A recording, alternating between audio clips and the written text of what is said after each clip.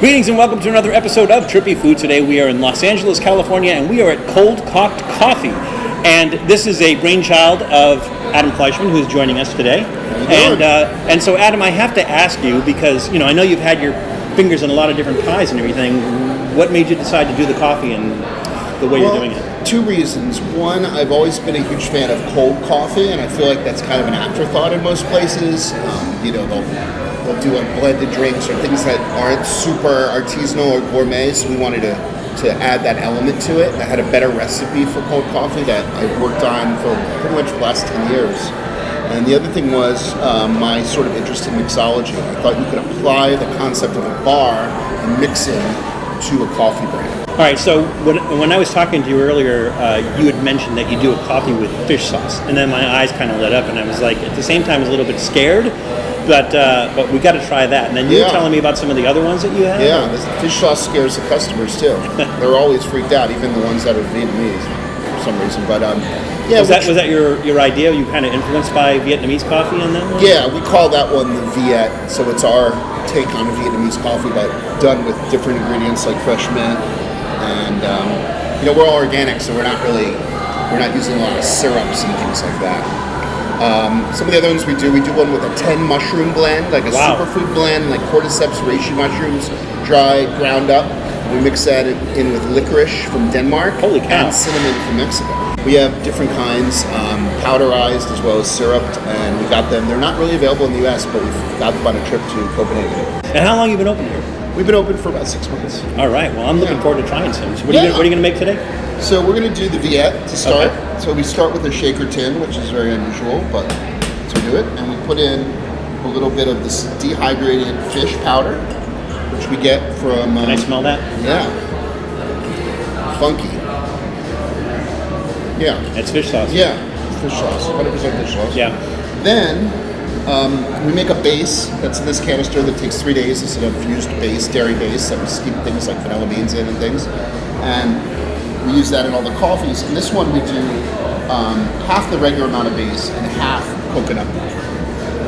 Because you want it to have that Vietnamese flavor. So we measure that out and put it right into the tin like that. Now, you were telling me earlier that you have these automated shakers, right? Yeah. We're going to get to use that with this? We're using that. We use it on most all of them. So we got the fish sauce in there, we got the coconut, we got the base, we got some fresh mint that we grow in the corner here by the window. We're going to put that in there as well. We put a little bit of agave in there to counteract some of the bitterness of the fish sauce. All the other drinks with salt on top with... malted salt, but this one has the fish sauce in it, so it already has that salty component. Then we grab some ice from our bar ice maker. Nice hard cube ice. That much. And then, once we have all that, we come over to our espresso machine, pull a shot. This is a fancy German espresso machine. It grinds and tamps for you, so you don't have to waste time doing that. The reason we use espresso instead of like a cold brew or something is we wanted to have that backbone, that power, but also not be overly strong. So we take that, pour that in here.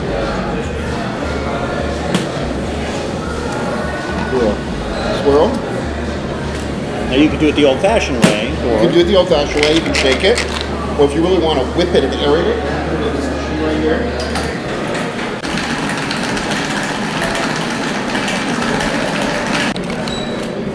And this drink, particular drink, we strain it because we want to get all the mint particulates out. They've already parted their flavor.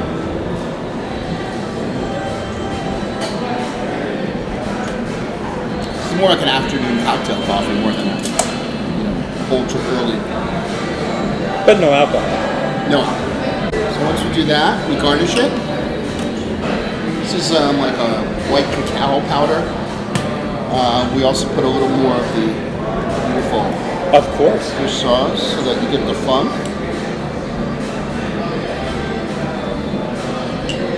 And then serve it like that. Wow, that's amazing. Yeah, try it.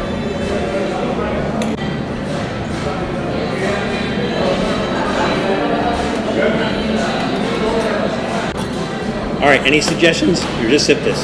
Just sip it. It's a real. You're gonna get the mints. You're gonna get the espresso all kind of combining. No, okay. So I'm going to tell you something. I was scared of this, all right, because of the fish sauce and everything. But it's not like crazy. The fish sauce isn't crazy. Right. And all our drinks, no matter what weird ingredients we put in, you're creating a cocktail. And as you know from drinking cocktails, the most important thing is to balance everything. So you don't want sharp edges or too much citrus or too much booze. It's cool. It's creamy. It's sweet. It's it's a little salty and everything. Yeah. But this is really nice. Yeah. This could be the first coffee that is not vegetarian. Because of the fish. Yeah. And it's also got sweet, sour, salty, bitter, and umami, all the 5 flavors in the drink. That's really not. I mean, I'm a coffee guy, and this is just really. It's different. Differentiated. Wow, that is good. Yeah, I'm not scared of it anymore. Great. All right, so you want to make another one, or what are you going to make? Yeah, we're going to make a Danish, I call it the Denmark. It's salted licorice from Denmark, mixed in with the espresso and the base. And people think, licorice, I don't know, most people don't like licorice. This doesn't really taste like your normal licorice because it's salted licorice doesn't taste like licorice. Yeah, regular and it's licorice pure anyways. root. It's not. Oh wow! It's not candied or it doesn't have anything artificial. They've actually gone to Persian. They've gotten Persian licorice roots. So you're not starting with the candies. You're starting with the licorice root itself. The licorice root made into a syrup, and we also have a licorice root powder that we this is raw licorice root powder. Want to taste that? Yeah. Put it on your hands, and it gives you a really nice, strong licorice character. So you're using the same base for this one? Yes. This one does not have the coconut in it. It's just the pure infused base. It takes 3 days, and it comes out, gives it that really aromatic quality. Then we take our licorice root. This one is the syrup version. Ooh, wow. Of it. Yeah. Looks like tar. It looks like tar. It's very, very, it's very strong, and we really. You don't mind if I drink while you talk, right? Drink away. We want to. This is a salted licorice base, so it's not sweet. Add a drop of agave. Cool. So we're gonna pull another shot over here. Like I've had salted caramel coffee and thought it was just a bit much. Yeah. But I like this better than that. Yeah, and we do a salted caramel from Brittany, a French sea salt, so it's a really nice refinement too, not very sweet. More about the salt. Take our espresso shot, pour it in the tin.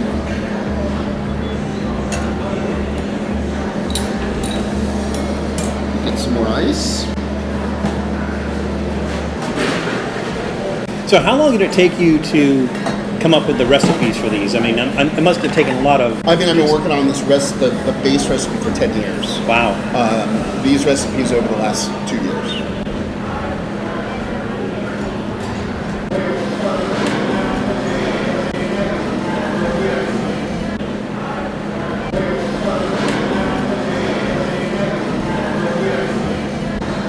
Well, it was a very thick syrup. Yeah, very thick. So this one has 3 garnishes. Get some malted salt, get some more of that licorice powder so you can kind of know which drink it is. And it gets a little bit of our white cacao.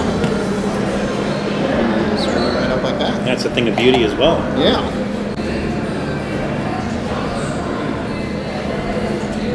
Cool. Okay, here we go. I want to try. It's our Danish licorice cold cocktail. Wow, that's like nothing I've ever tasted before. Yeah, it really worked well. I was just experimenting with everything, and I liked the way that worked. I mean, it actually has a candy-like quality, but like a candied chew, but not like a licorice chew. Yeah, it has a bitter, dark, molassesy kind of candy quality. But almost you had a bit of honey, almost like a bit of honey with licorice in it. Yeah, it's true. This licorice is used by the restaurant in Noma. That's where they're the ones who really turned me on to it. They make juice with it. This one's really hard to describe. Mm-hmm. And I wouldn't say that this is going to turn anybody off, unless you don't like licorice, but you don't know there's licorice in here, right? Right. but it's really hard to describe because you can't say that this is like a strong licorice flavored drink, and you can't say it's really much of anything else. It's just like it's enhanced by a bunch of different things, and that's really good. Yeah, it kind of reminds me of parsnips. You know how they confuse the palate? Some people get freaked out. They don't really know. They're not expecting that kind of sweet root vegetable flavor. That's what this reminds me of, like a parsnip. Roasted parsnip. This is like to me, this is like a nice after dinner coffee. Yeah, I think so. It's almost like a dessert. Yeah, maybe after dinner coffee will be a thing. Cold coffee. Never seen it. That's really nice. Yeah. So we're experimenting here. We're gonna. So this is the kind of stuff you're doing. I mean, this is amazing. So what kind of reaction are you getting from people? People generally really like it because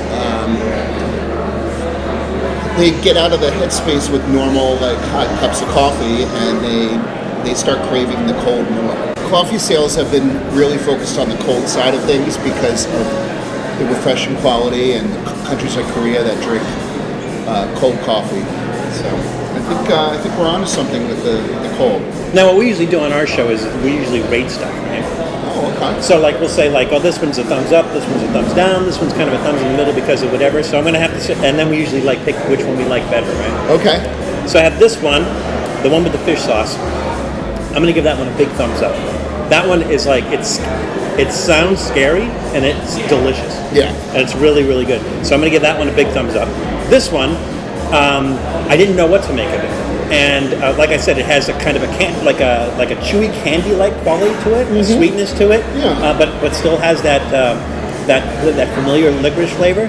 And so I'm going to give that one a big thumbs up. Yay, and so thumbs up. This is probably one of the first times that I've got like two things here that I can't pick which one I like better.